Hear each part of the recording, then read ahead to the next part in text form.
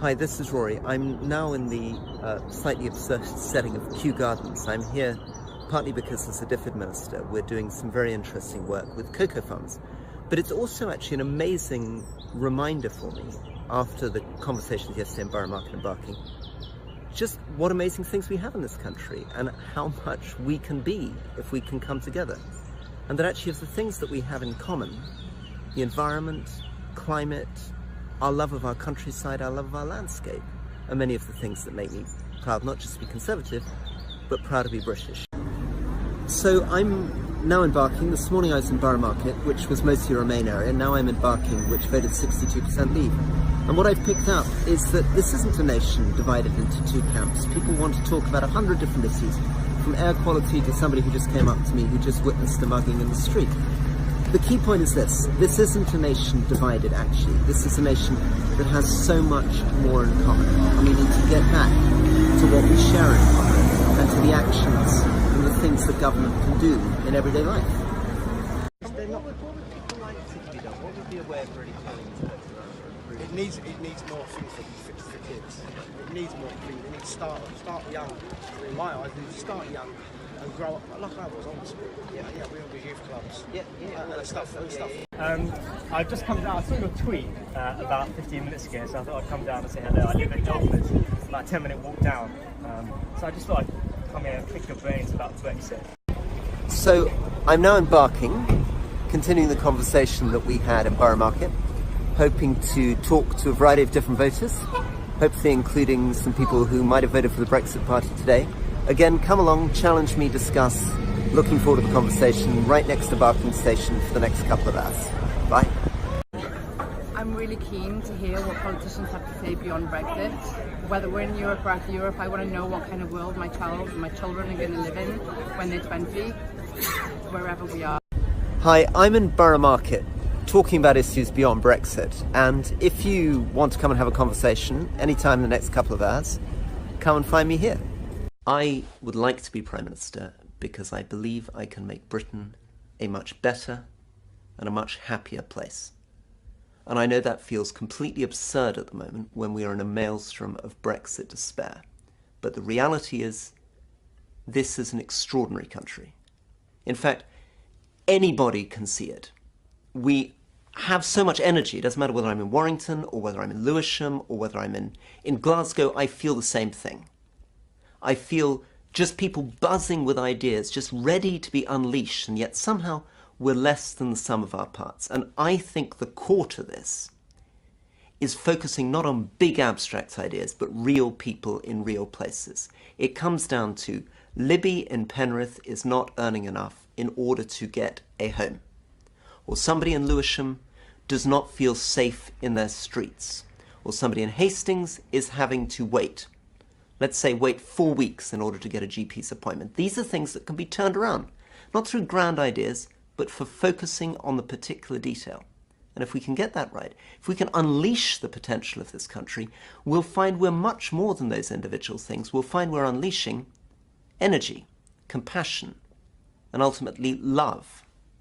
By taking no deal off the table, you're taking off the table your chances of winning this, because opinion polls have suggested that a majority of those who will actually make this decision about who will be the next leader of the party are in favour now of a no-deal Brexit. So you're right. I have to change a lot of minds, and I have to change a lot of minds very quickly. And the way of doing it, I think, is to explain that if we can get a Brexit deal done, what really matters is what we do for this country.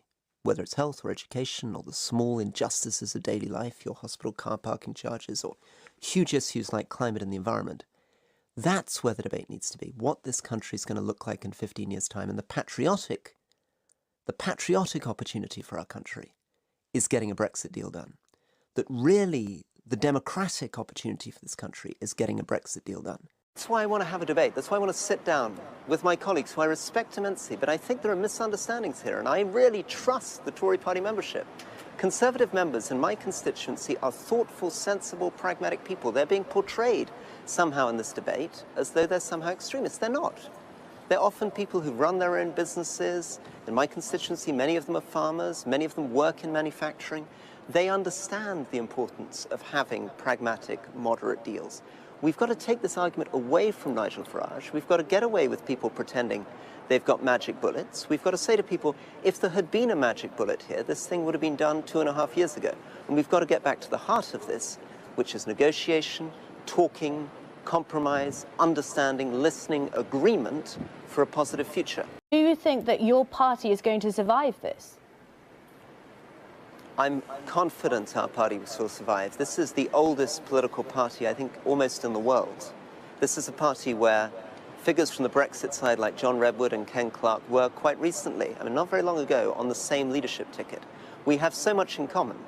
Even though we're disagreeing about Brexit, remember, under the surface, if you look at the contrast between us and Jeremy Corbyn, we completely disagree with him.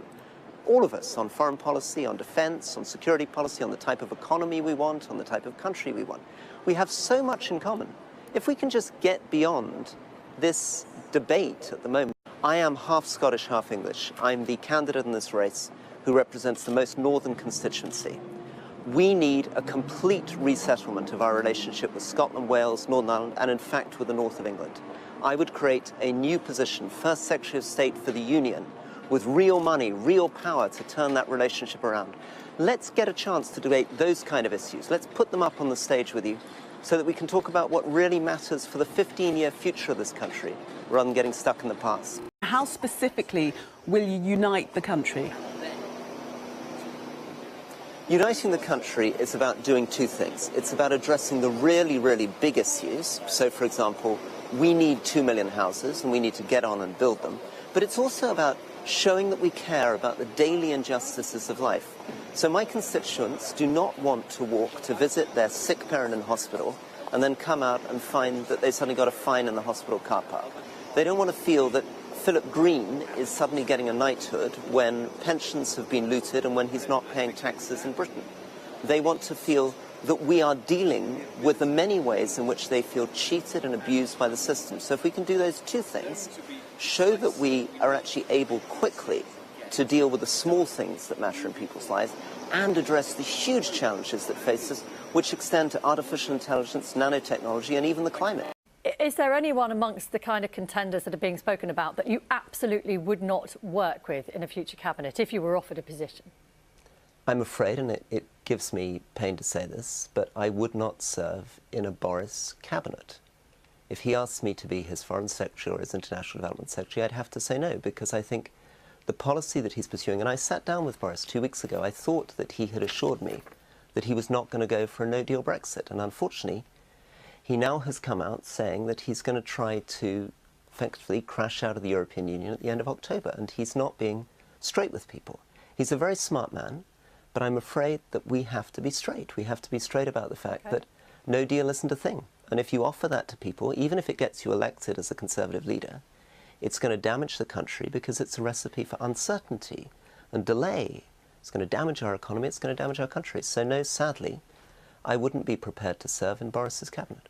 That you have the magic answer that can resolve this Brexit conundrum?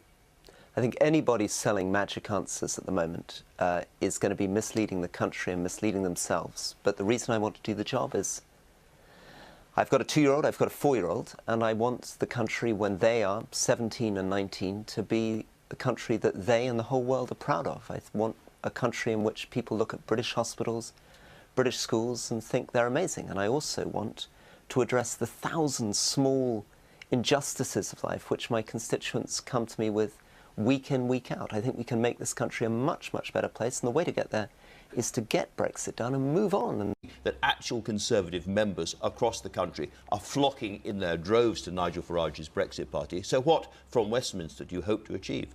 I think the future of British politics is to be radical in the centre ground of British politics. So we need to reunite. Scotland against England, you just had Nicola Sturgeon on the phone. We've got to bring the United Kingdom together. We've got to be radical on climate change. We've got to be radical on the environment. We've got to reach out to young people. And we've got to find a way of talking about what the state can do well for vulnerable people in this country. It's something I feel passionately as an ex-prisons minister. We can do much better.